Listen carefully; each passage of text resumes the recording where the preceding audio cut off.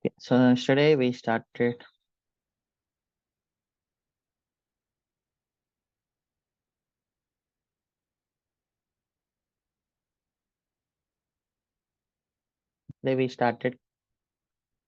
creating our turbo shop, right? And we faced some problem. So that problem was due to I didn't pull, and then I didn't add the shipping proxy. Okay, so what is K8 turbo shop MongoDB alias? I'm just creating alias.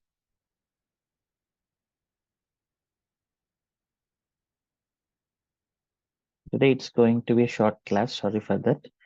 We will complete this turbo shop and then end the session.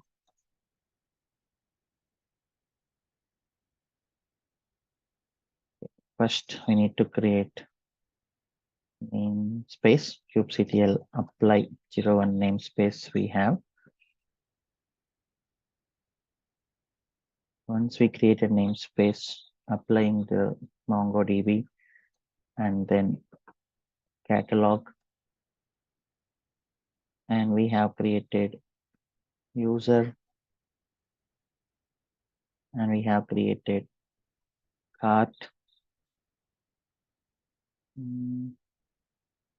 Redis also, sorry. kubectl delete -f manifest. Actually, first all the databases should be exist for our app tier applications to run. So MongoDB is running, and then so let me create Redis and let me create MySQL. Okay, and user cart shipping and then web. Now cube ns roboshop namespace roboshop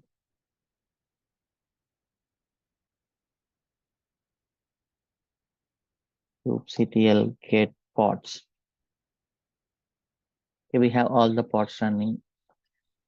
kubectl get service. Yesterday problem was I didn't add shipping in the web reverse proxy.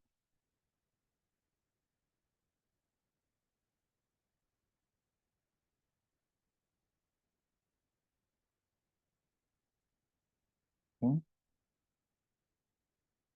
So here in the instances, we should allow security group. Go to any worker node. There will be a security group created. Remote access. Just add all TCP. So usually you will add only the node port you are opening.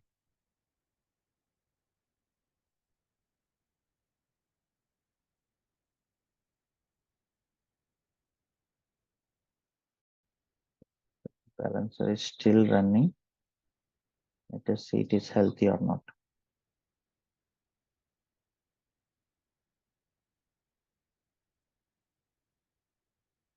It's healthy.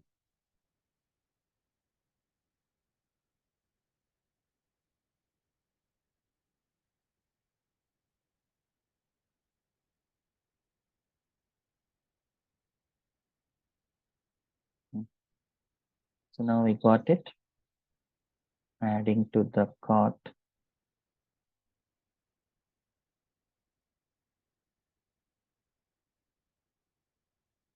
The cart. So now we are getting shipping. Okay. So now next thing is RabbitMQ.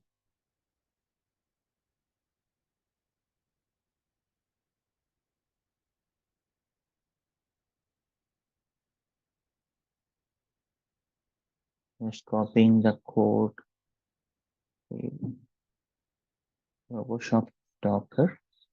So we don't have RabbitMQ as a customized image. So now I'm going to create one RabbitMQ folder, and let me just copy this manifest and then change it here.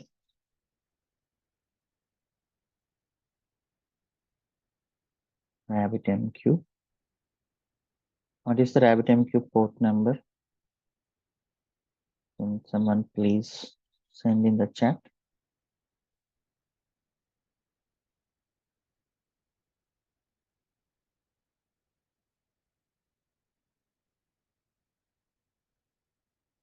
This RabbitMQ port number.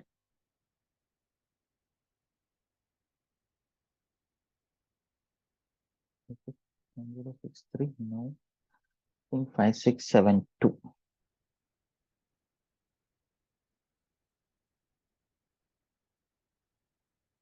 Yeah, 5672.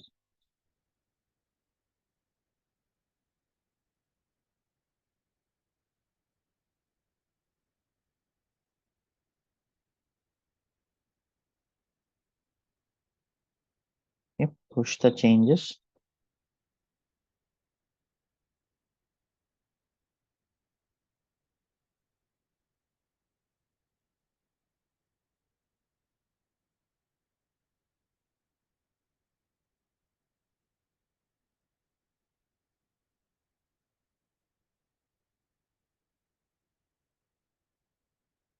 And pull the changes.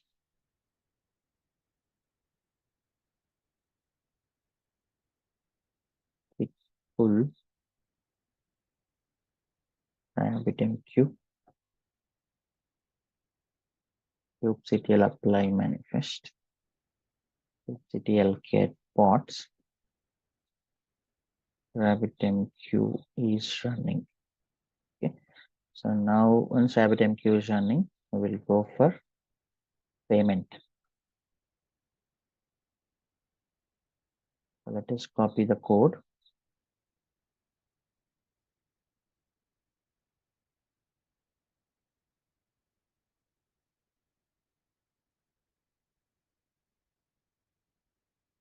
Eight workshop payment.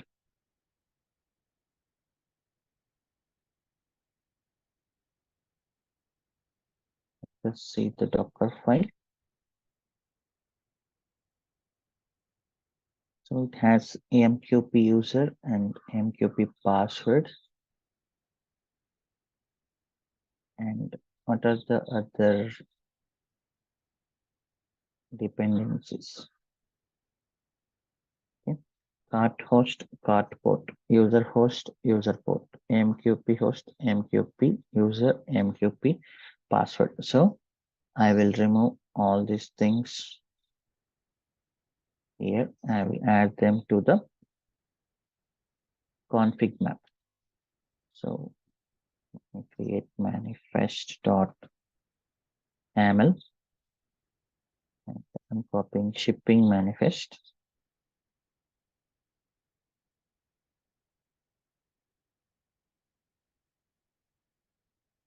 Just replacing shipping with payment. So usually manifest files are almost same. You can just copy and edit it once you are confident, because every application is here going to use deployment and then service and config map maximum.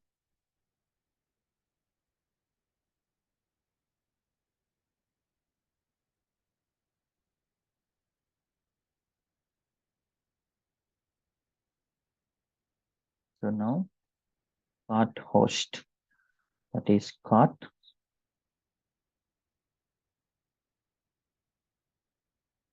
cart host,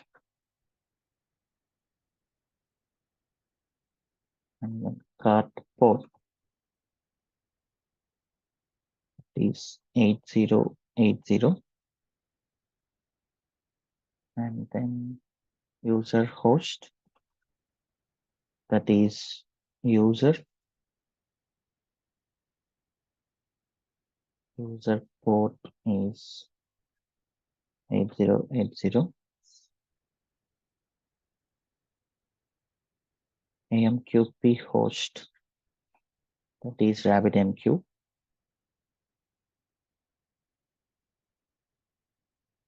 And then AMQP user and AMQP password.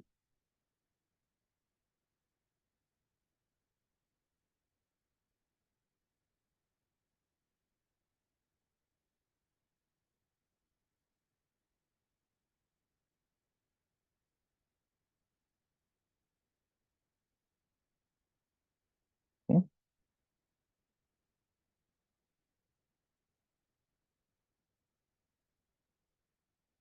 Yeah, this is payment.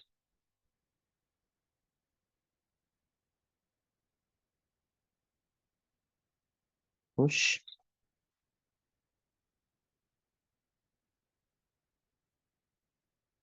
Full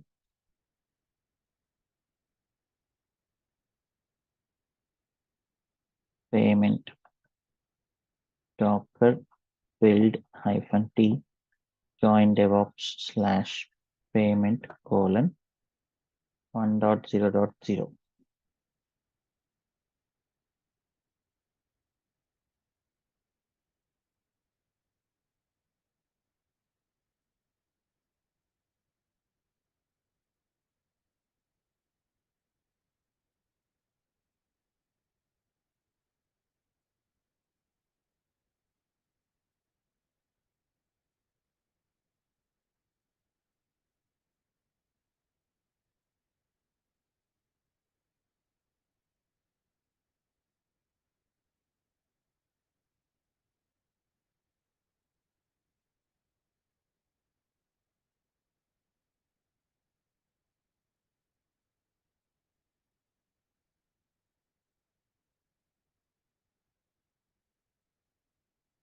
Building.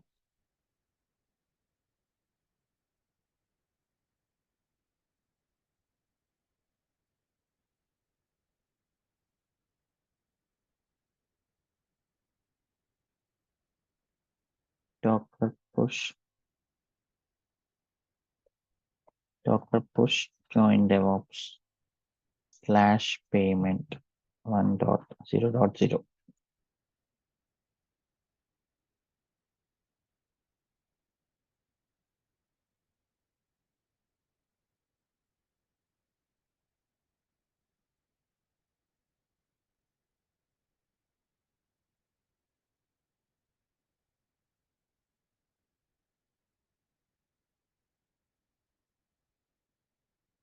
Now we can push the manifest. kubectl get pods.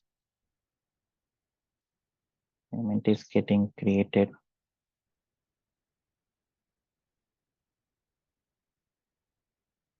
Is running. Now let us check.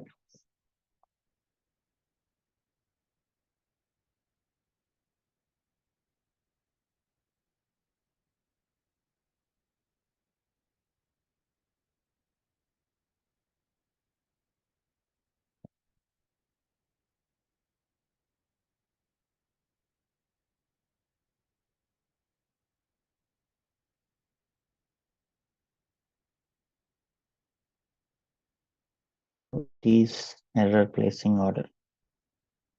Now let us check kubectl. Why is the error? We know that.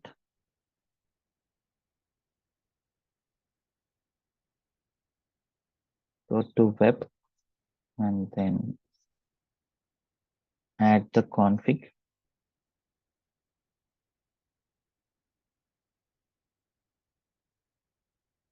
Reverse proxy.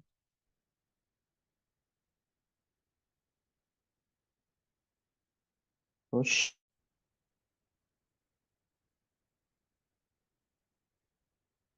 Full web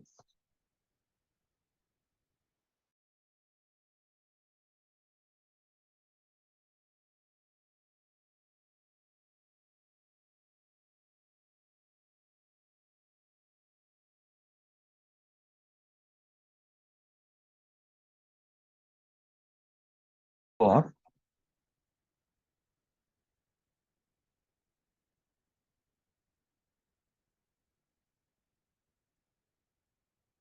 it is running now. Let's check this.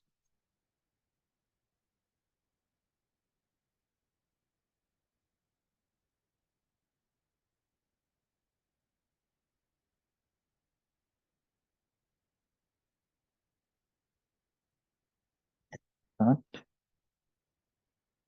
check out.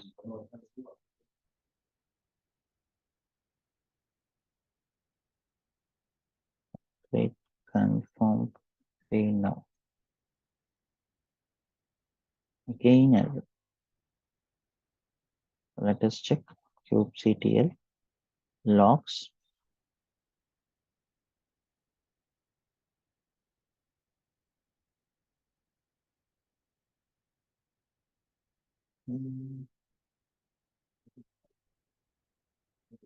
This is the payment URL. Okay, I think we need to log in for this. Let me log in.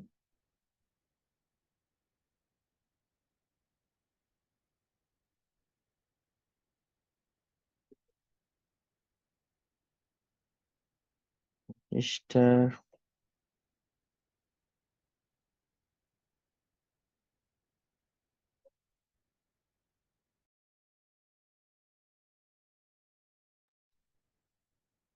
Add to cart. Checkout.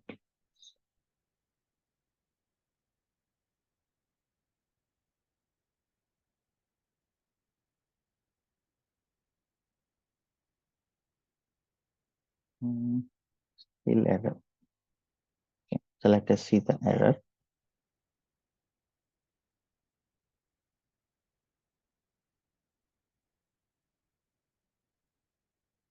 Here it is shipping related.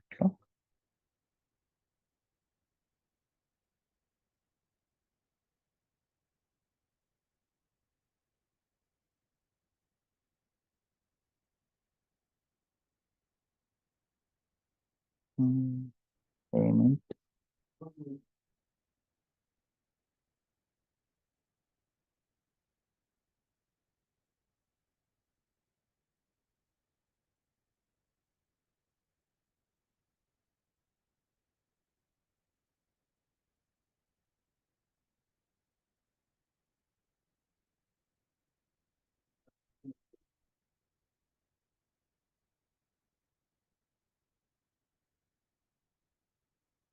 Here is payment 500. So let us check the logs of payment.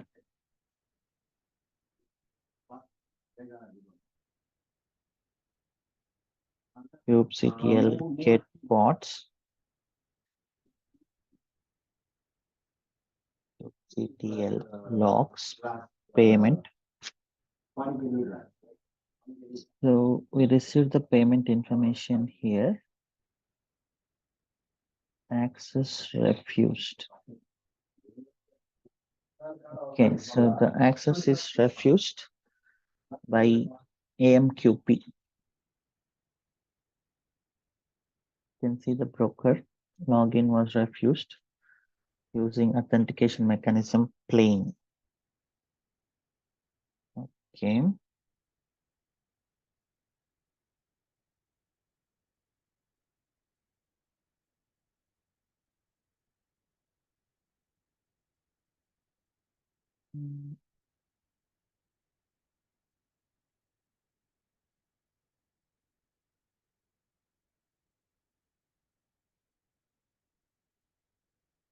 So inside payment,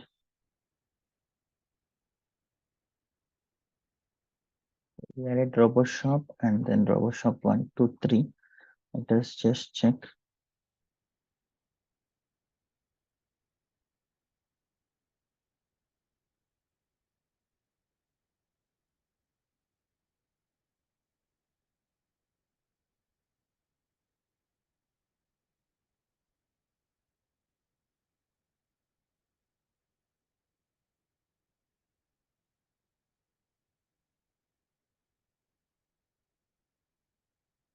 It is guest.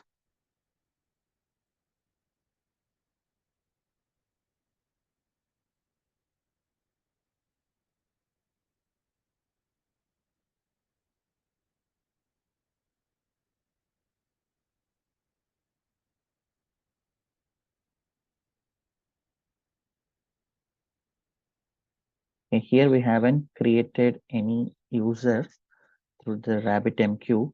So in payment manifest, I'm just removing this. By default, that will be guest and guest. So generally in a VM process, we were creating one user. Here, if you see, we were creating one user, but here we haven't created. So by default, it will use guest and guest. So it is fine. Just pushing it and then pulling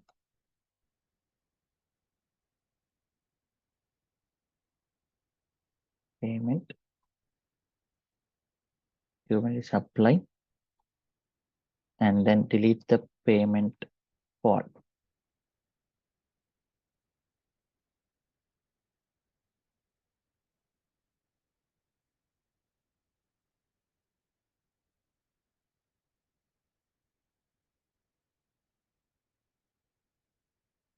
It should work.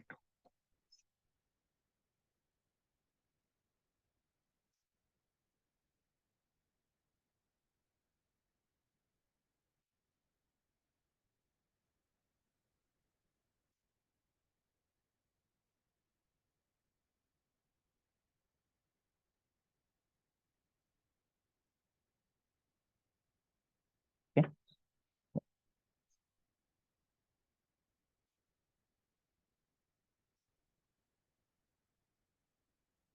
Okay, so this is how we create RoboShop project. And then so the next thing is storage. So till now, data, we don't care about the data much because we are storing the data inside the pods only. So which one is easy? Which one you prefer generally, storing the data in your laptop or storing the data in hard disk? Generally, which one you prefer if the data is very important?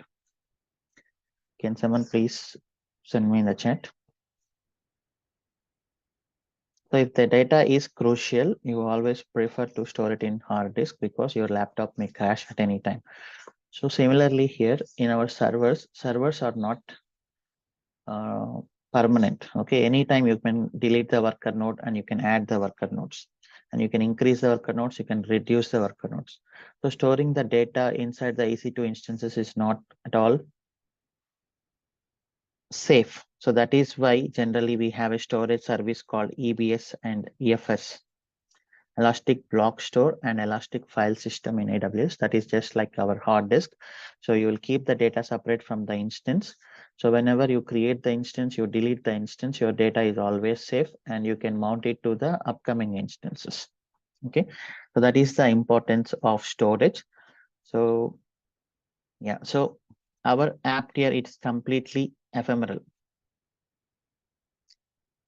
Application is always ephemeral because it will be deleted and then created again, but data is always eternal. It is permanent. Okay, so data, we will keep it in EBS and EFS, but application is going to be in EC2 servers. Okay, it is not a problem even you delete the application and you create the application again and again. You delete the server, you create the server again, not a problem. Always your data is important. Just like you can change any number of laptops, but if you store the data, important data in your hard disk, it can change any number of laptops. The same concept here. You can change any number of EC2 instances. You can add, you can delete, but the data is already exist. So storage is very important part of Kubernetes. So from next class, we are reaching a crucial stage. We will discuss about storage and then the whole setup, we will do it. Like infrastructure, EKS cluster through infrastructure, and then CI/CD complete deployment from CI to the Kubernetes deployments. Everything we will take care. Okay, so that is the final flow. So once we discuss storage, we will reach that level. So then you'll become, you can say, proper DevOps engineer.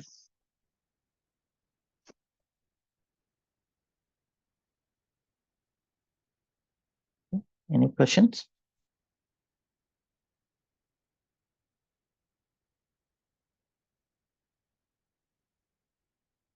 Yes, Santosh Avla. Yeah, hi Shiva, good morning. Hi, good morning. Yeah, Shiva, what about NFS also you are considered to storage purpose, NFS? EFS is nothing but NFS.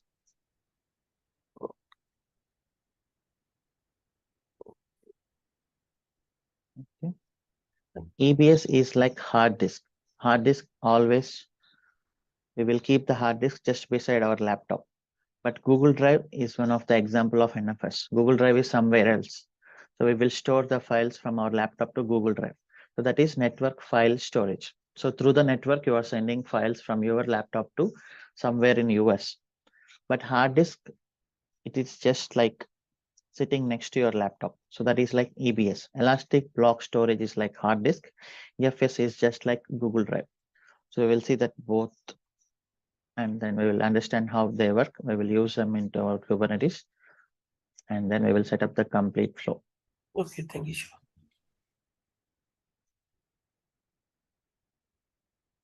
Okay, so Naga Prasad. We have two more sets we discussed, daemon set and stateful set. Is it cover here? So you have seen already, I covered it. Was it stateful set and No, I covered it or not? no, I think I didn't cover.